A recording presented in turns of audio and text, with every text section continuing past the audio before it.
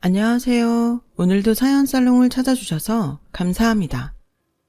사연을 보내는 저는 30대 중반 여성이에요. 어느 바닷가의 작은 어촌 마을에서 태어나 바다와 함께 자란 저는 어부의 딸이자 바다의 딸이에요. 낡고 작은 어선 한 척에 선장인 친정 아버지를 도와서 직접 그물을 쳐 물고기도 잡고 배 위에서 밥도 짓고 즐거운 삶을 보내왔죠. 가난하고 고된 날들이었지만 그럼에도 행복할 수 있었던 이유는 바다를 너무 사랑하기 때문이에요. 세상 모든 근심 걱정 따위들을 그 넓은 품으로 모두 감싸 안을 것처럼 탁 트인 풍경을 사랑하기 때문이죠. 그런 저에게는 저만큼이나 바다를 사랑하는 남자친구가 있었어요. 이를테면 바다가 이루어준 사랑인 셈이었어요. 주말마다 낚시를 하러 서울에서 저희 어촌으로 내려오던 총각과 만나 인연이 되었고 결혼도 준비하게 되었으니까요. 비록 와이프들이 제일 싫어하는 취미 1순위가 낚시라지만 저희 커플은 바다를 사랑하는 마음이 꼭 닮았기에 행복한 결혼 생활이 될 것만 같았어요. 친정아버지도 신랑을 각별하게 아꼈고 우리는 해외의 인적 드문 바다로 신혼여행을 떠나고 싶다는 생각마저도 꼭 닮은 찰떡궁합이기도 했으니까요. 하지만 저희 커플에게는 결코 넘을 수 없는 역경의 파도가 있었어요. 그 파도는 서울에서 직접 만든 수제 화장품과 향수를 파는 매장을 운영하는 예비 시모였어요. 물론 예비 시모가 처음부터 결혼을 반대했던 건 아니에요. 결혼 허락을 받기 위해 서울에 있는 시댁에 처음 인사드리러 가던 날, 저녁 식사 자리에 저를 초대한 귀부인 스타일의 예비 시모는 아범에게서 이야기를 많이 들었다며 저를 아주 크게 반겨주었어요. 만나서 반가워. 나 우철이 엄마야. 먼 길 오느라 힘들지는 않았니? 혹시 멀미라도 하면 어쩌나 걱정이 얼마나 되던지. 귀한 손님을 먼 길 오게 하느니 차라리 내가 그쪽 지역으로 내려간다고 할 걸 그랬나 싶기도 하고. 괜찮습니다. 멀미 같은 것도 없었고요. 제가 먼저 찾아뵙고 인사를 드리는 게 예비 며느리 된 도리이기도 하고요. 어쩜 예의도 바르지. 그래 잘 왔다. 잘 왔어. 이렇게 만나게 되어서 얼마나 반가운지 모르겠네. 반겨주셔서 감사합니다. 고마운 김에 뭐 하나만 살짝 물어봐도 되겠니? 그럼요. 당연히 궁금한 것들이 많을 테니까요. 그치. 안 그래도 아범한테 얘기를 들으면서 쭉 궁금했던 참이야. 듣자 하니 사돈 되실 분이 아주 젊을 적부터 어선을 경영하셨다지? 네. 바다에서 저처럼 태어나셨고 평생을 바다와 함께 살아온 어부예요. 너무 걱정은 마세요. 바닷일하는 사람들 성격 급하고 거칠다는 건 일종의 편견일 뿐이기도 하고요. 더욱이 친정아버지는 딸 자식 사랑, 가족 사랑이 무척 대단한 분이세요. 그럼 난 편견 같은 거 전혀 없단다. 사돈 될 분이 얼마나 점잖을 뿐인지는 예의 반듯한 너를 보면 훤히 다 알 것 같기도 하고. 어머어머, 내 정신 좀 보렴. 육지 음식이 입에 맞을지는 모르겠지만 내 나름 직접 한번 차려봤어. 식기 전에 먹자꾸나. 그날 저녁의 식사는 무척이나 만났고 훈훈한 분위기는 상견례 날에도 이어졌어요. 예비 시모가 바닷일로 거칠어진 친정아버지의 손을 꼭 잡아주며 이렇게 말했거든요. 일찍이 부인을 여의고 험한 바닷일을 하면서 귀한 딸 혼자 키우느라 얼마나 고생이 많았겠냐고요. 딸을 이만큼 참하게 잘 키워내었으니 누가 뭐래도 사돈은 훌륭한 아버지라고요. 그리고 저와 친정아버지에게 거듭 약속했죠. 귀한 따님을 친정엄마처럼 잘 보살필 테니 사돈은 아무 걱정 말고 생업에 힘쓰면 된다는 약속이었어요. 하지만 훈훈한 분위기는 딱 그때까지였죠. 누가 알았겠어요? 그렇게 사람 좋던 시모가 한순간에 돌변하리라고.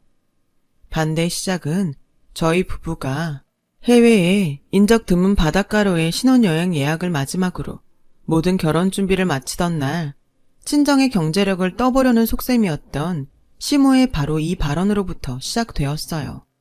너희 재산에 결혼 준비가 너무 소박한 건 아니니? 네? 아니, 뭐 그냥 이건 정말 혹시나 싶어서 하는 얘기니까 시애미가 벌써부터 돈 욕심을 부리나?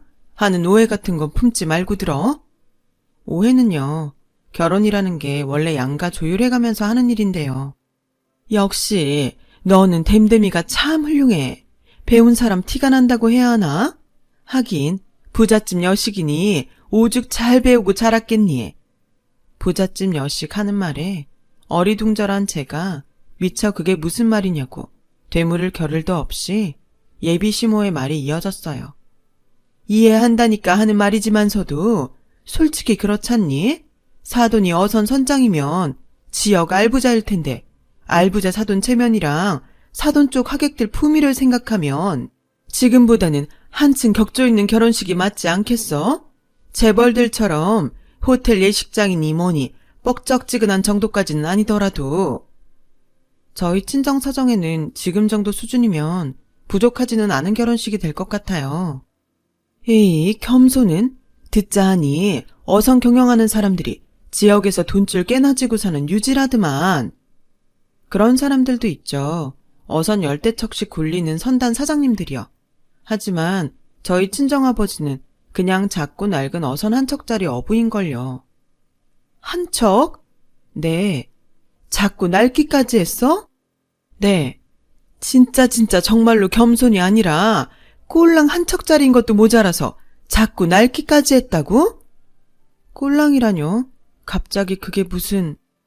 벙찐 저는 꼴랑이 무슨 소리냐며 거듭 캐물었지만 예비 시모는 입을 꾹 다문 채로 아무 말 없이 쌩하니 자리를 떠버렸어요. 그날 이후로 예비 시모는 저희 부부의 결혼을 반대하기 시작했죠. 예비 시모는 처음 한두 번은 남편 몰래 저를 불러다가 곱게 얘기했어요. 말투만 고왔을 뿐이지 내용은 이 결혼 다시 생각해보라는 소리들이었어요. 저는 돌변한 예비 시모의 태도를 이해할 수 없었어요. 다만 돈 때문이라는 하나의 의심은 하고 있었죠. 시모가 친정 아버지를 어선 열대척짜리 선단의 사장, 그러니까 저를 어촌 알부자의 딸이라고 철석같이 믿으면서 결혼을 허락했는데 알고 보니 낡고 작은 어선 한 척짜리 가난한 어부의 딸이라는 사실에 결혼 반대쪽으로 돌아서 버렸다는 거요.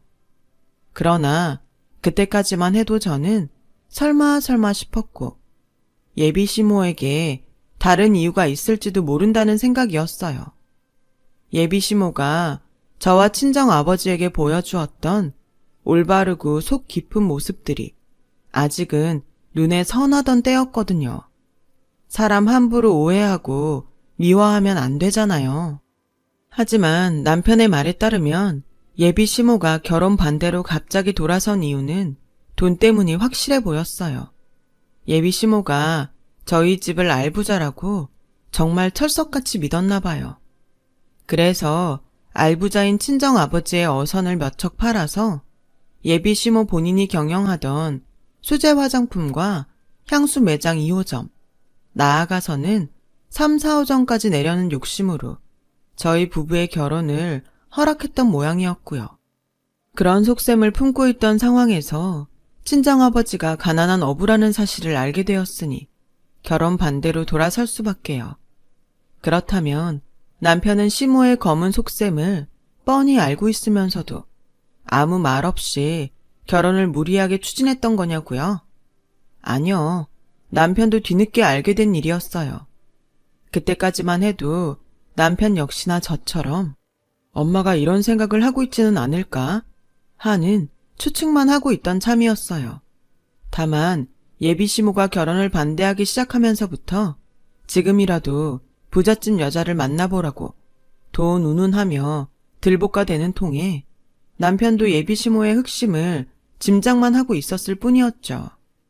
제가 예비 시모가 결혼 반대로 갑자기 돌아선 이유는 돈 때문이라고 확신한 이유가 아주 간단해요.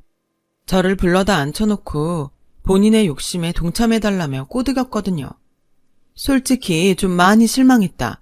난 사돈될 자리가 번듯한 자리인 줄로만 철석같이 믿고 있었으니까. 솔직히 저도 많이 실망이었어요.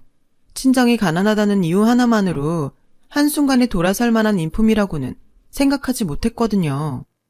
그래도 어쩌겠니? 벌써 청첩장도 다 돌렸겠다. 이제 와서 물을 수 있는 일도 아니고. 말로는 결혼을 다시 생각해보자고는 했지만서도 속으로는 그게 아니었어. CM이 심정 이해하지? 글쎄요, 이해하기 어려운데요. 저랑 신랑은 친정을 알부자라고 소개한 적 한 번도 없는데 혼자 알부자라고 믿었다가 혼자 크게 실망한 사람도 어머니고 혼자 결혼을 반대한다고 갑자기 돌아선 사람도 어머님이시니까요. 너무 그렇게 딱 자르지 말고 처음부터 다시 차근차근 이야기를 해보자꾸나. 처음부터요? 결혼은 양가 조율해가면서 하는 일이라며 그게 네가 했던 말이잖니? 저는 또 무슨 얘기를 하려고 이러나 생각하고 있었죠. 예비시모는 마치 본인이 언제 결혼을 반대하는 사람이었냐는 듯이 자상한 태도로 돌변해 조곤조곤 말을 이어갔어요. 어선 열대척짜리 선단의 사장이 아니면 어떠니? 작고 낡은 한 척일지언정 그것도 나름 재산이에요. 그렇고 말고.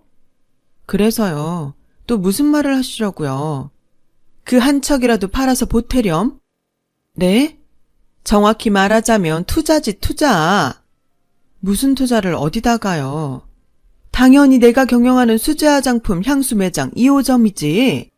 어선 한 척이 큰 돈은 아니라지만 적어도 인테리어 비용 정도는 될 수 있지 않겠니? 진심이세요? 진심이지 그럼. 우리 매장이 이래봬도 단골들이 아주 많아요. 단골들이 다들 돈 많은 사모님들이기도 하고 사돈 어선판 돈으로 2호점에 투자하면 수익금은 내가 아주 칼같이 분배하마. 분배만 해? 인센티브도 넉넉히 챙겨주고 남지 아무렴. 무슨 그런 말도 안 되는 더는 들을 필요도 없겠습니다. 그냥 가게 갈 때 가더라도 계약서에 서명은 해놓고 가지 그러니? 내 매장 2호점에 투자하겠다는 계약서. 말이 되는 소리를 좀 하세요. 한 척 있는 어선이요. 그거 친정 아버지의 평생 직장이자 유일한 생업이에요. 그렇게 소중한 어선을 어머님 욕심이나 채우자고 팔아요? 그건 아니죠. 누가 들어도 안 될 일이죠. 단칼에 거절하며 돌아선 저는 이 결혼이 선택의 기로에 놓여 있음을 직감했어요. 파혼이냐 아니면 예비 시모와의 의절을 무릅쓰더라도 결혼을 감행하느냐. 어느 쪽도 저에게는 쉽지 않은 결정이었어요.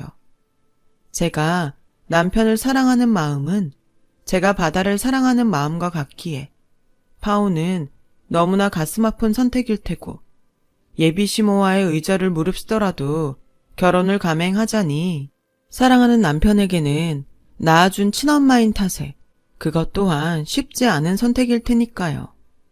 저희 친정으로부터 자기 매장 2호점을 위한 돈을 얻어낼 수 없다는 사실을 깨달은 시모는 가난한 저를 며느리로 맞이하느니 차라리 결혼을 파토내기로 작정한 모양이었어요.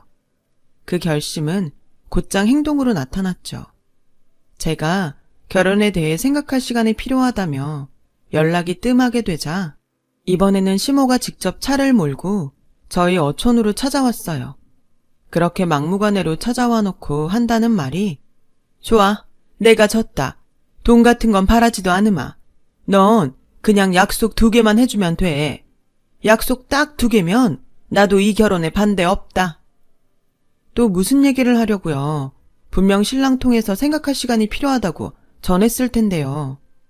그 생각 도와주려고 온 거니까 날 세우지 말고 들으렴. 사돈은 결혼식장 근처에도 오지 않았으면 싶다. 그게 내 첫 번째 조건이야. 뭐라고요? 사실이 그렇잖니. 시댁 쪽 하객들 대부분은 우리 수제 화장품 향수 매장 단골 손님들이야.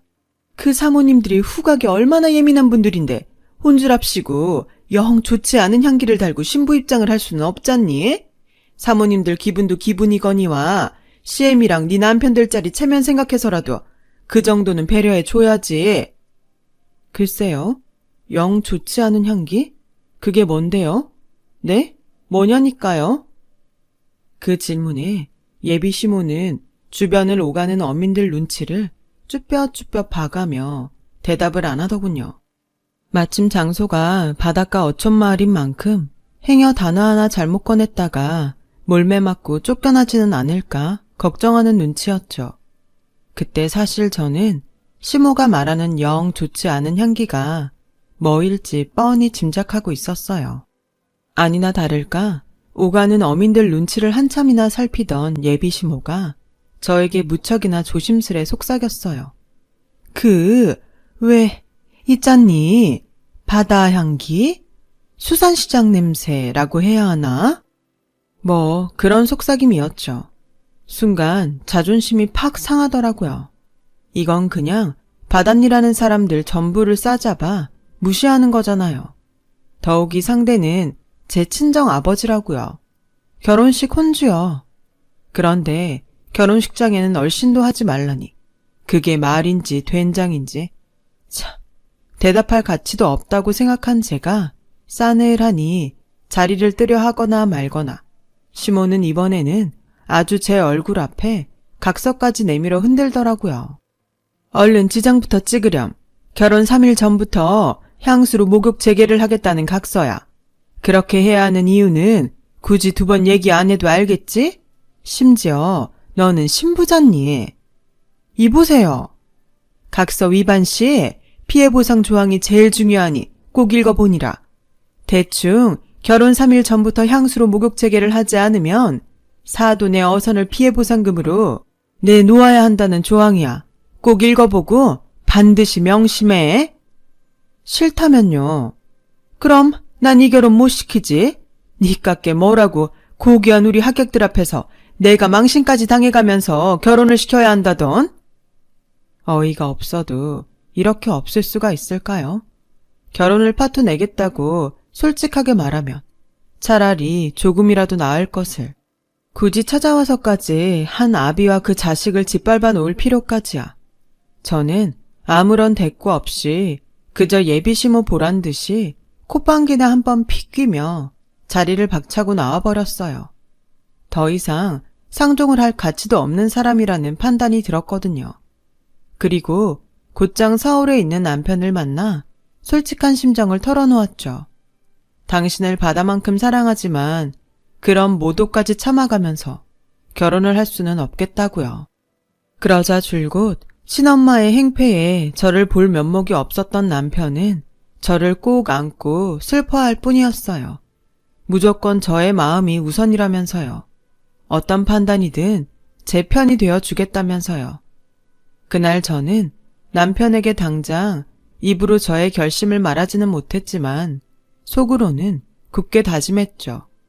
만약 남편이 저희 생각에 동의해 준다면 예비 시모와 의절을 감수하면서라도 이 결혼 지켜내겠다고요. 의절을 무릅쓸 만큼 나를 사랑해 줄 사람은 친정아버지 말고 세상에 또 없을 테니까요.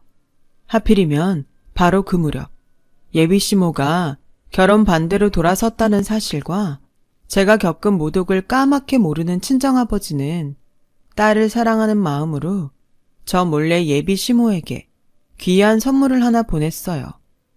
홀로 새벽바람을 맞아가며 직접 잡아올린 없어서 못 팔 정도로 귀하고 비싼 자연산 돌돔 한 상자였죠.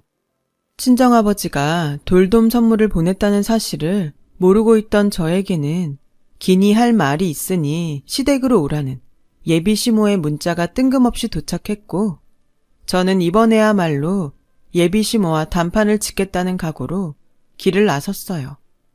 그렇게 저는 당신 없이 남편이랑 둘이서 행복하게 잘 살 테니 앞으로는 간섭하지 말라는 의절의 말을 수차례 곱씹고 나서야 시댁으로 들어갔는데 이건 또 무슨 상황이지 싶은 생각에 살짝 주춤한 저에게 쏟아지는 시선들. 그 시선을 보내는 사람들은 눈치를 보아하니 모두가 예비 시모의 매장 단골 사모님들이었어요.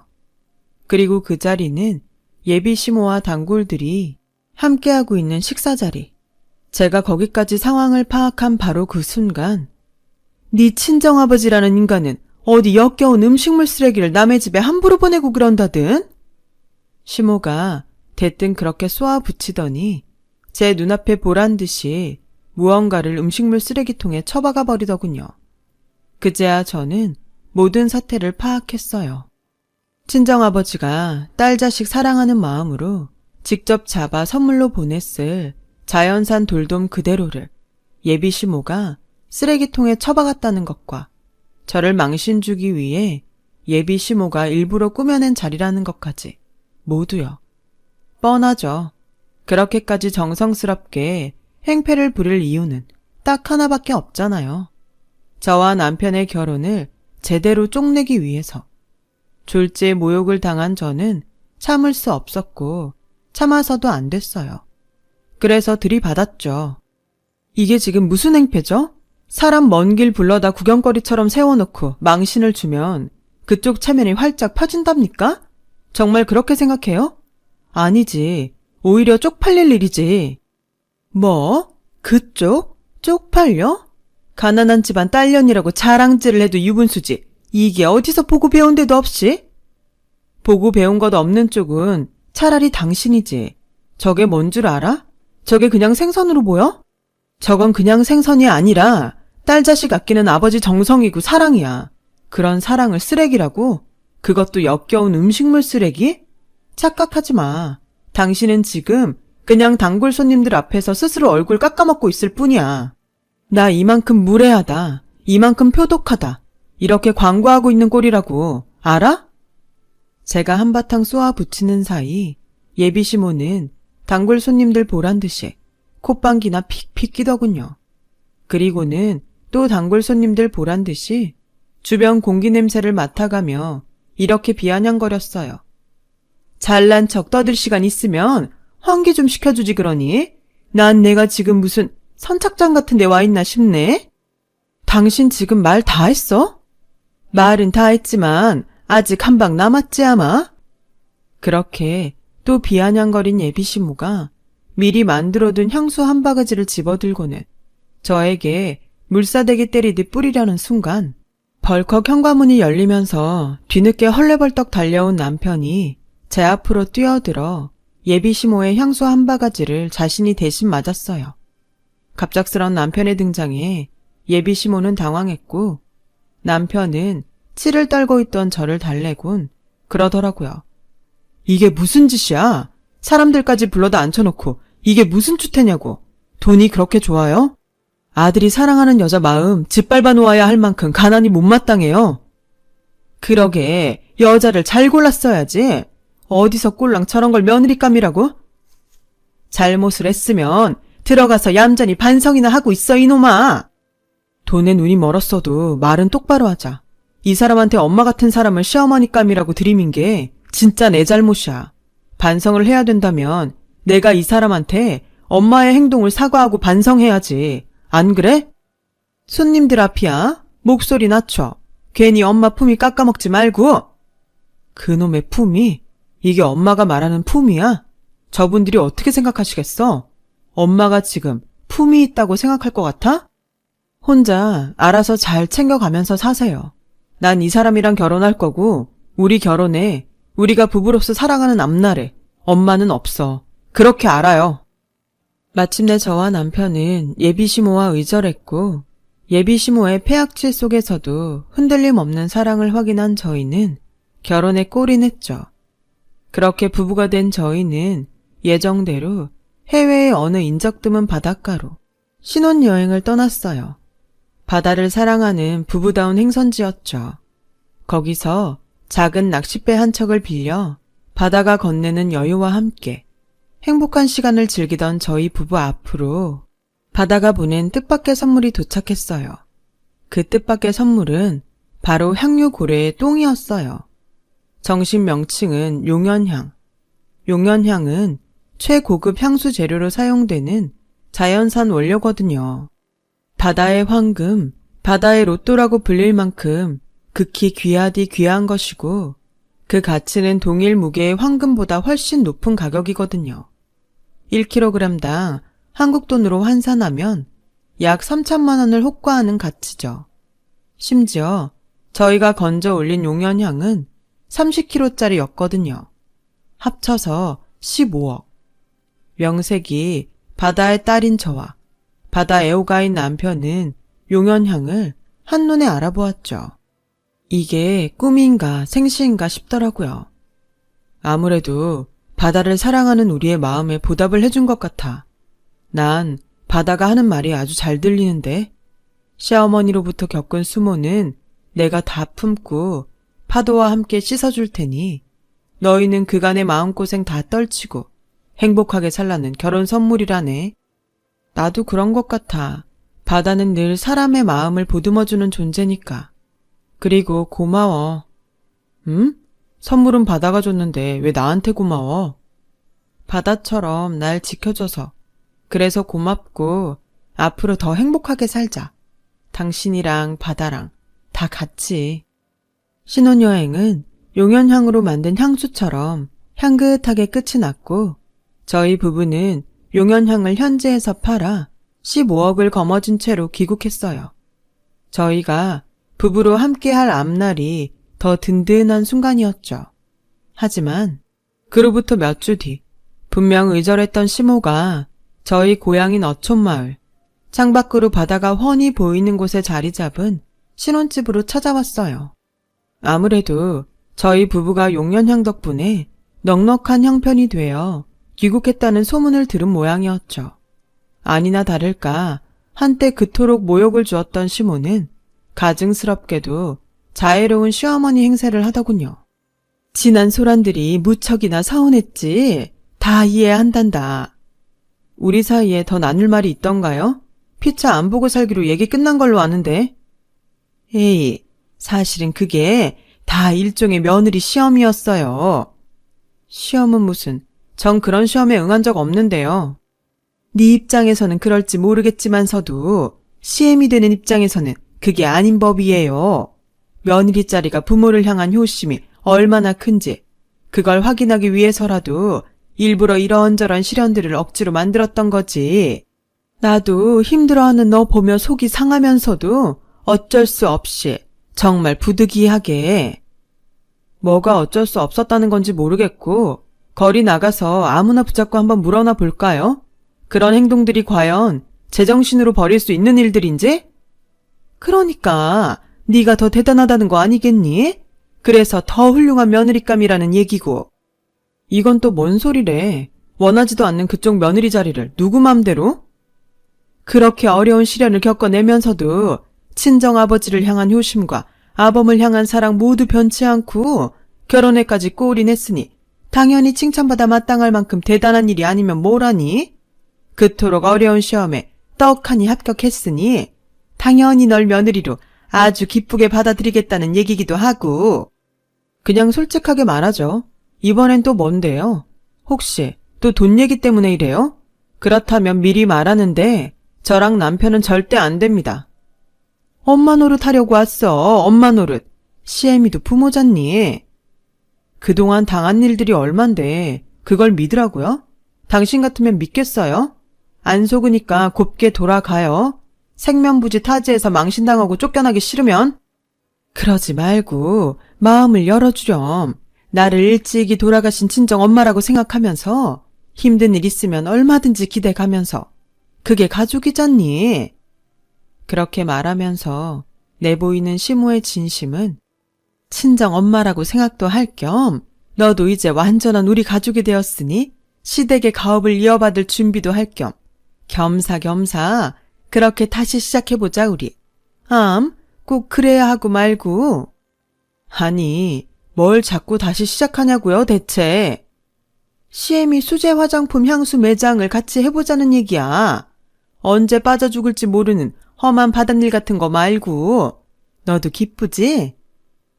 그랬어요. 저희 부부를 찾아온 시모의 진심은 역시나 돈 때문이었죠. 저희 부부가 바다로부터 받은 선물에 욕심을 내고 있을 뿐이었어요.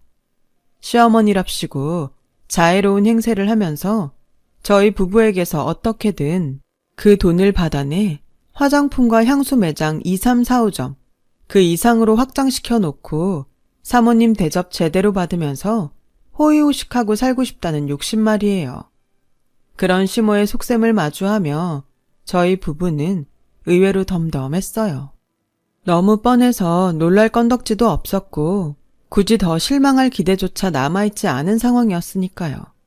다만 저에게는 앞으로도 계속 이어질지 모르는 시모의 추파를 초장에 잘라내야 할 필요가 있었어요. 그거 알아요? 당신한테는 영 좋지 않은 향기가 풍긴다는 거. 돈 욕심으로 가득한 향기. 그게 불쾌해서라도 우리는 당신 같은 사람이랑 상종 안 하지. 남편이 문을 열고 들어왔고 결국 시모는 단 한마디조차 더 꺼내지도 못한 채로 아주 초라하게 사라졌어요. 쫓겨나듯이 말이죠. 그 몹쓸 시모의 향수 매장은 결국 폐업했어요. 수제 화장품과 향수에서 독성물질이 검출되었다나 뭘 하나요. 돈 욕심에 원자재 값을 아껴 2호점을 내기 위해 무리를 한 거죠. 아이러니한 건 저희 부부는 바다가 안겨준 향수로 부자가 되었는데 정작 향수를 만들어 팔던 시모는 결국 거지꼴이 되었다는 거예요. 하긴 돈 욕심에 눈이 멀어버린 사람들의 말로가 결국에는 다 그런 거죠 뭐. 저희 부부는 용연향으로 거머쥔 돈으로 친정아버지에게 어선을 선물했어요.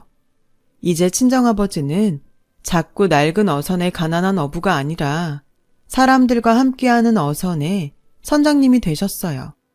마침 먼 바다에 해님이 고개를 빼꼼 들었네요. 날이 조금 더 밝으면 저와 남편은 오늘도 직접 어선을 이끌고 바다로 나갈 거예요. 바다가 키워낸 고기들을 건져 올리며 쭉 행복해야죠. 지금도 앞으로도 부부 서로를 향한 사랑과 바다를 향한 사랑은 변치 않은 채로 영원히요. 제 이야기를 들어주셔서 감사합니다. 여러분의 오늘도 기분 좋은 상쾌함이 가득한 하루 되시길 바랍니다. 여러분, 사연 댓글에 응원과 현명한 조언 부탁드려요. 좋아요와 구독은 저에게 큰 힘이 됩니다. 오늘도 좋은 일 가득하세요.